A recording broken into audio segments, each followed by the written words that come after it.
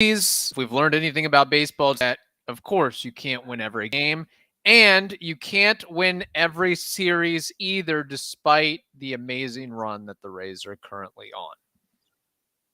Yes, you can't win every game. I know that sounds kind of pedantic, but it's true. So let's talk about it right now. You are Locked On Rays, your daily Tampa Bay Rays podcast, part of the Locked On Podcast Network, your team every day.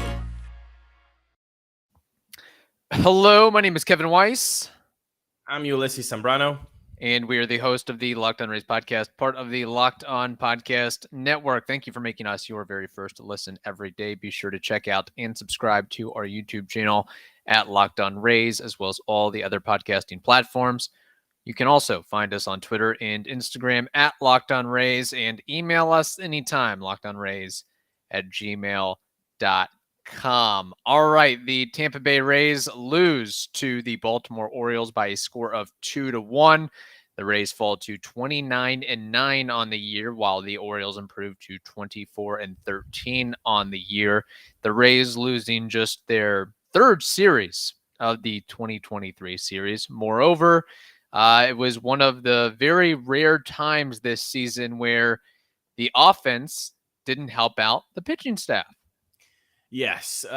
Again, this is a really good team, the Baltimore Orioles. So I want that to be known. Like, this is a good team. This isn't Orioles from, 2016 to 2021. Exactly. Like, this is a good team, and they're going to be good for a long, long time.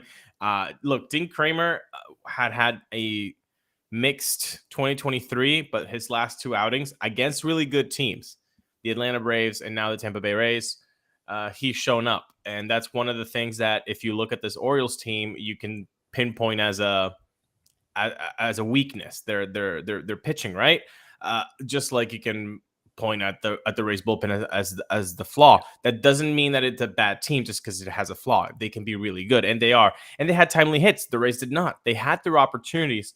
You look at the summation of these three games, and when you have 1 for 22 with men in scoring position, and that one hit was Wander Franco getting that single to get the RBI for Yandy when he was at second. Hit the ball up the middle, I believe, on a hanging breaking ball. 1 for 22, man. 1 for 22. Like, that's not going to get it done, especially against a really good team.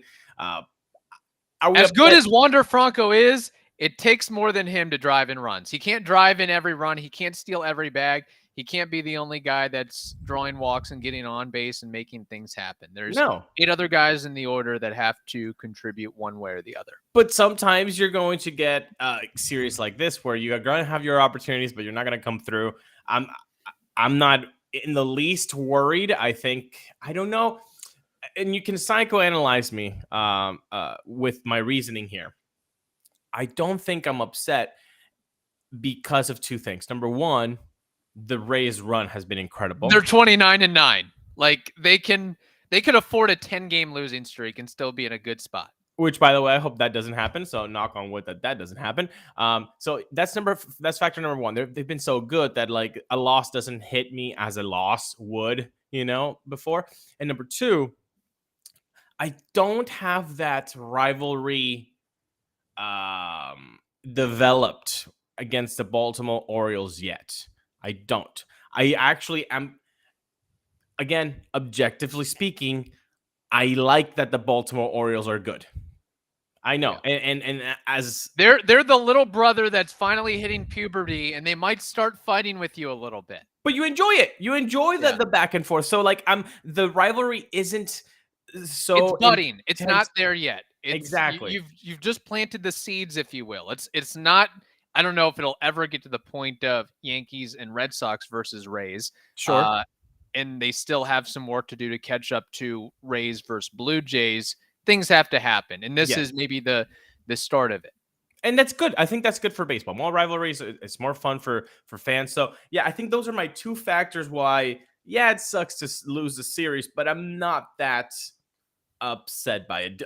Do you see where I'm coming from? Yeah, no, I get it. I mean, quite frankly, yes, the offense failed to produce, but I can look at it another way and say you had Jalen Beeks and Yanni Chirinos and Javi Guerra roll out against a strong Orioles lineup and roster, and they only gave up 2 runs. That's the other way to flip around on it. Which again, I mean, I think one of the game-changing aspects of this game is Yanni Chirinos being called for a clock violation as he was releasing the ball. I looked at the replay. It looked like he did run out of time. So I understand that the rules have to be enforced. I didn't see behind home plate a pitch clock or a timer.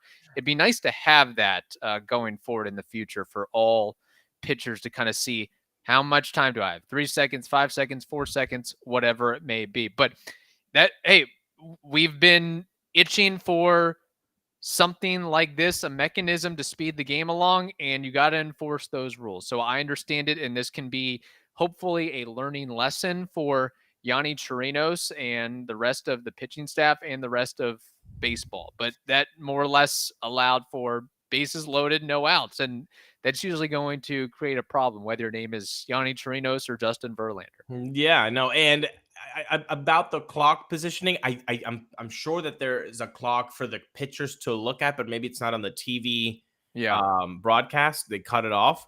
But yeah, he was late by a beat, man, by just a single beat, which sucks. But if you draw the line of like hit 0, you have to start your motion. Yeah, he was a little bit late on that. But by the way, talking about Yanni Chirinos, I don't think we've given him the spotlight. I think that he deserves. I mean, he has a very, very tough gig here to step up in the starting rotation.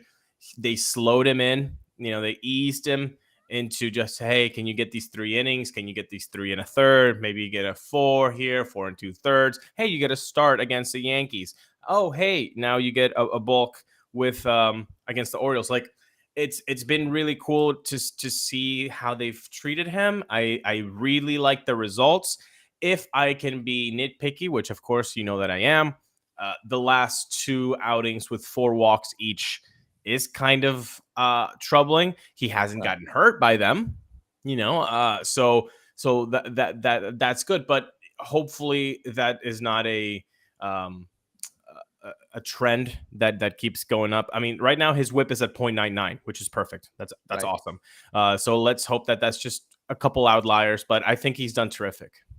I agree, and I have a couple more points on that, but Ulises, first we have to tell the audience about something extremely, extremely important. Yes, we do. And you all know that you can have fun when you go outside and you buy tickets to events. Well, that doesn't have to be a stressful thing. And with Game Time, well, guess what? That is the fast and easy way to buy tickets for all the sports, music, comedy, and theater near you. With killer deals on last-minute tickets and their best price guarantee, you can stop stressing over the tickets and start getting hyped for the fun that you will have. And Game Time is the fastest growing ticket app in the country for a reason. You can get images of your seats before you buy, so you know exactly what to expect when you arrive. You don't know if you're going to be behind the foul pole? Hey, guess what? Game Time can show you that. And when you buy the tickets, you get them in 2 taps, and it's directly on your phone. You don't have to dig through your email. So today, get those tickets without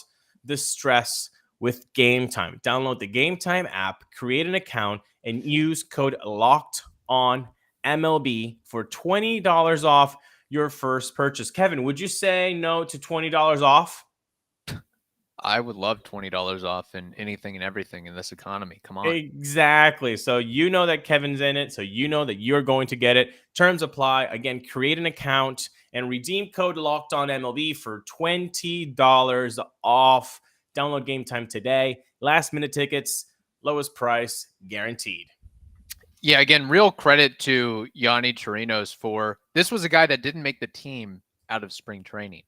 So to get the opportunity, find his footing, settle in, and something tells me he's going to continue to get opportunities and be deployed like this because, if we're on the bad news train, Tyler Glasnow exited his rehab start in Durham after 10, 11 pitches when he was expected to throw 4 times that, 5 times that, 6 times that. I don't think he was expected just to throw 10 or 11 pitches. So No. he exited with what is being described as, quote, a very mild tightness in his lower body. But considering his history and considering the injury issues of pitchers in general, no bueno there. So Yanni Torino, something tells me that the Rays are going to lean on him to, hey, whether it's as a traditional starter or coming in as an opener, whatever it may be, we're going to need you to get 4, 5, 6 innings at a clip if you can do that. And, in addition to, for the most part, doing his job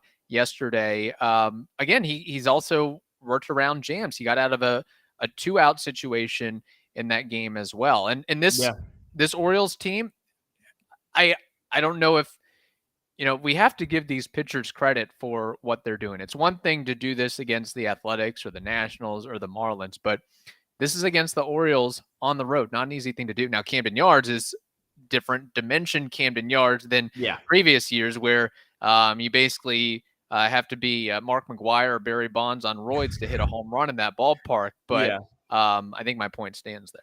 I think I want to take this to the Tyler Glasnow situation. Look, disappointing 100%, 100%. Because now you were like, okay, it's mid-May. That's when the Topkin line has been mid to late May. It's coming. 4 innings in Durham makes you dream. Okay, mid-May is officially in 4 days. Mid-May is in 4 days, and that ain't happening already. So we're now looking at late May at the earliest. So are you concerned? I'm dancing. We don't know yet. This is Tyler Glasnow. He's always hurt. We don't know Kevin yet. Kiermaier of pitchers. So I'm thinking, you said left side tightness, and that might sound extremely mild to fans. Wouldn't it be kind of cool? And hear me out here, because I know that this is off the wall, but you know what? It's 7 a.m, people. So just give me a break here. But what if one day you're able to, I don't know, what he is feeling right now, this left side tightness, if you're a fan, you can get an apparatus or whatever, a device that simulates exactly what that athlete is going through so that you can feel the pain of that said player. And so that you would create an understanding, an even deeper understanding between the fan and the player. Like, oh, I couldn't even get my cereal box. I'm expecting this guy to throw 98 right now. Okay, I get it. Hope Tyler's feeling better. Something like that. I'm just spitballing here. I think there's one man to call for that, and that's Elon Musk. Elon, get on it. You've been deployed. Do your job here. In addition to that, I would like an apparatus that allows me to throw 99 at the top of the zone in a nasty 12-6 breaker. Would be better. Would be a better apparatus, because that would nice. Apparatus would. I would like an apparatus that transforms me into Wander Franco and Tyler Glasnow. Which, by the way, I know we joked about it. Wander Franco can't do it alone in games like this. And I made a comment, I think it was on Monday's or Tuesday's episode earlier in this week, about Wander by 2025. He'll be the best player in baseball not named Shohei Ohtani. And you didn't scoff at that necessarily. Am I wrong there? I didn't scoff. I think it's a possibility. I think it's very difficult. Okay. I wouldn't even put Vladdy as a competition. I'm sorry. Maybe that's why the Toronto Rays rivalry is way more alive than the Baltimore, because I'm like, Vladdy, get him out of there. Because I don't think he's as complete player as Wander. Like, I need the glove. I need the speed. I need all of the things. You can't just be a slugger and be like, oh, okay, well, he hits more bombs. So what the nearest competition or the guys for that throne besides Shohei would be? You're looking at Trout, Mookie Betts, Nolan Arenado, Jose Ramirez, who I think still is underrated by some folks. I think Soto, Bryce Harper, guys of that ilk, I assume. Exactly. Yeah, I would throw in there a Ronald Acuna, and because he has that Franco power speed combination. I mean, Ronald Acuna could be a 40-40 guy this year. Like, it's dumb. Right. So you have to. I would have had him, and I would have Tatis.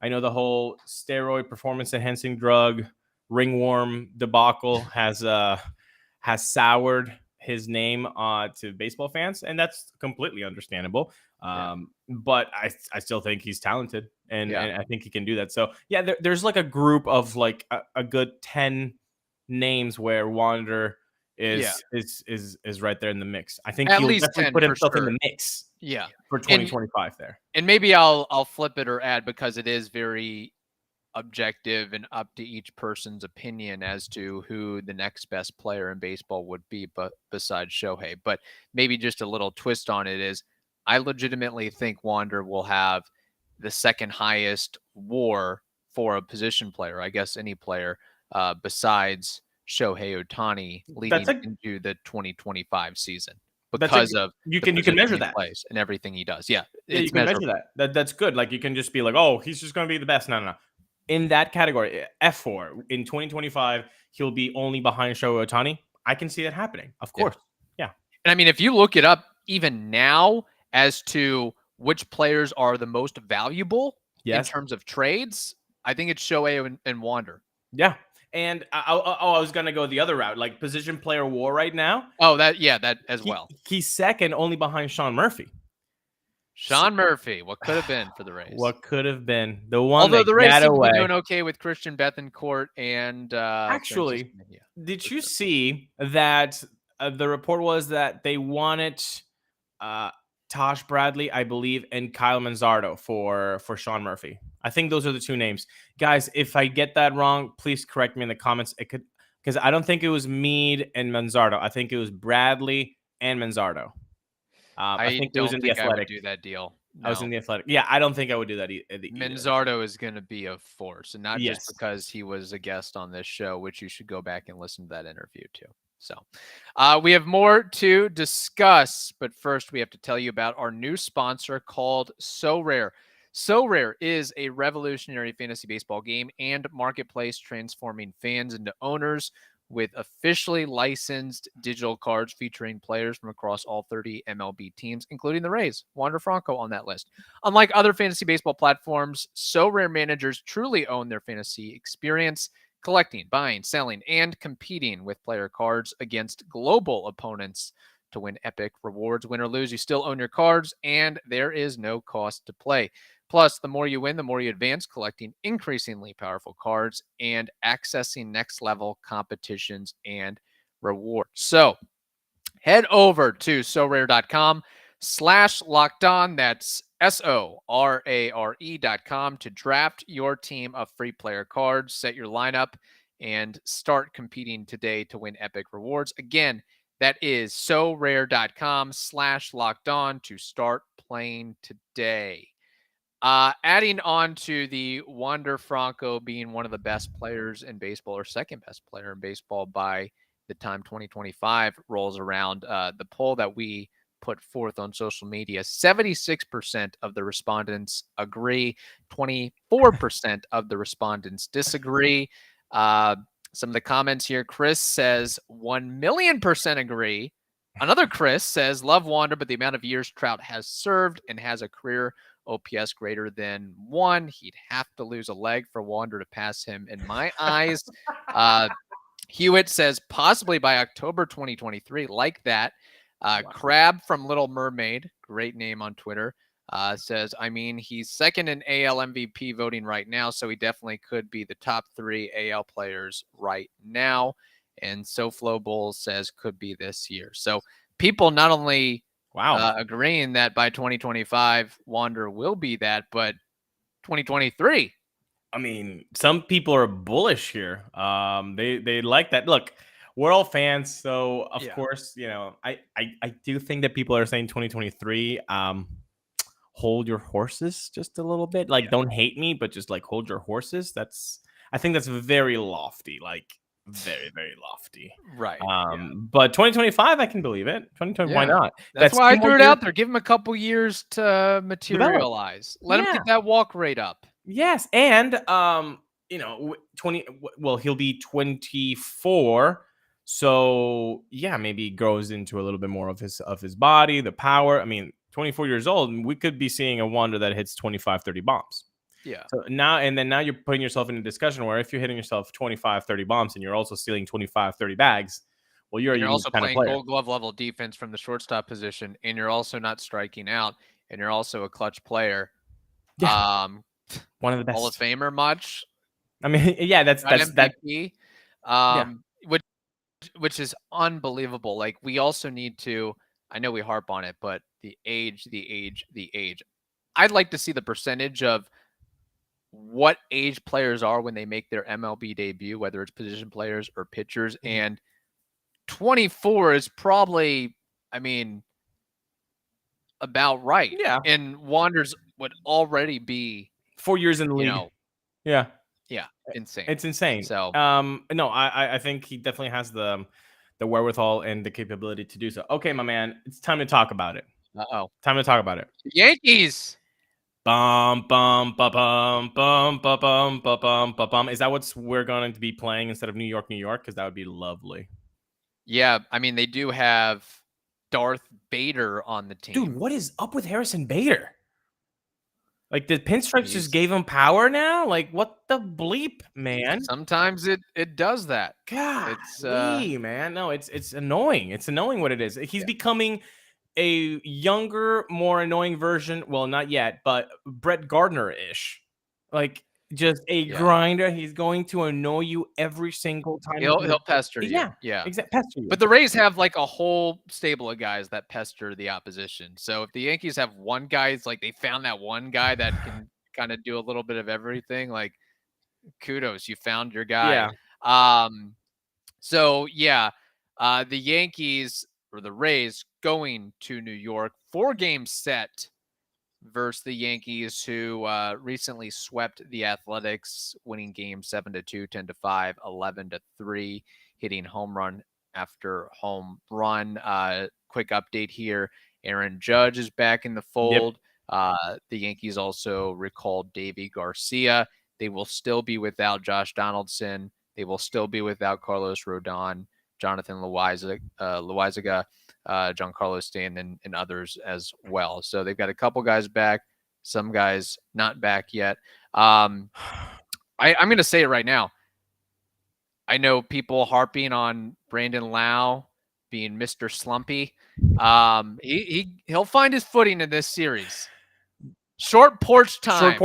He's going to hit. I'm calling it. He'll hit like 3 or 4 bombs in this 4-game series. And again, I know people sometimes just look at bleeping graphs and numbers. Sometimes it's just the way that you feel as a human being. This guy can definitely remember that he hit 3 bombs in 2021 to close out his season. Okay, he remembers that in Yankee Stadium. He knows this. Yeah, he knows this. So I feel like him being in a slump, going into a place where he knows that he has had success in the past, massive success, I think that just gives you a nice little bump in your mental health. Hopefully that's exactly what it does to Brandon. Short porch, that's a friend for lefties in New York.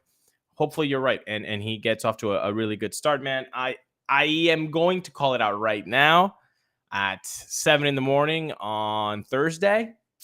I need 2.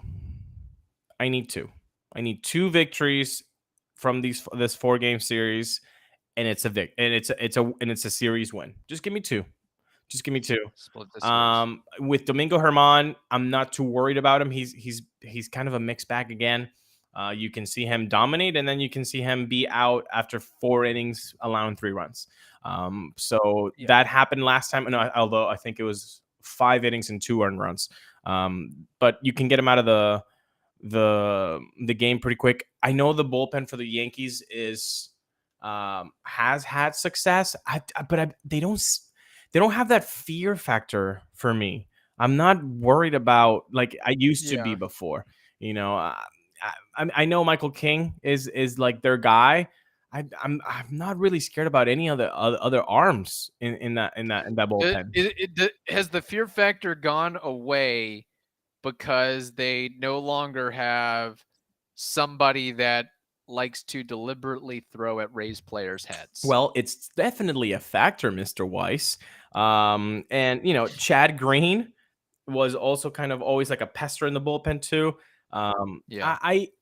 I don't know the factor. I just don't feel like that's a lockdown. Oh man, they're up to their bullpen now, and now we definitely can't score. Like I don't see it like that at all.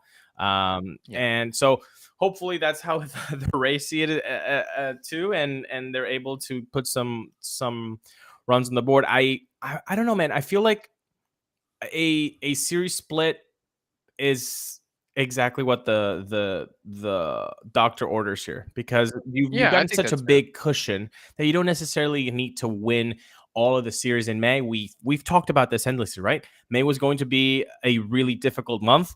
Just get through it. And I know they swept the Pirates. Okay, they lost the series against the Orioles. They won against the Yankees. So right now, you are ahead of schedule. Get Right. to in the Bronx. I think that should be a victory.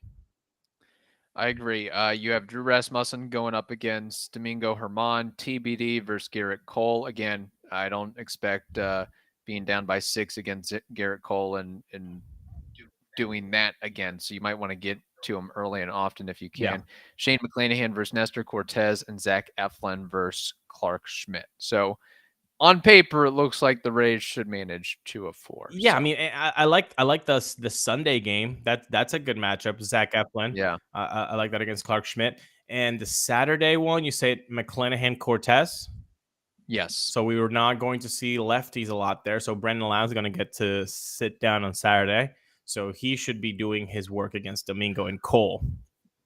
Yeah. Okay. That would be nice. Okay. All right. Let's see what happens there. All right. Thank you for making the Locked On Rays podcast your very first listen every day. Every dayers will have a Friday episode for you featuring Evan Klosky, and we might throw in a mailbag question or two for him. So Yeah. if you want to have your voice heard, send us a voice memo to lockedonrays@gmail.com.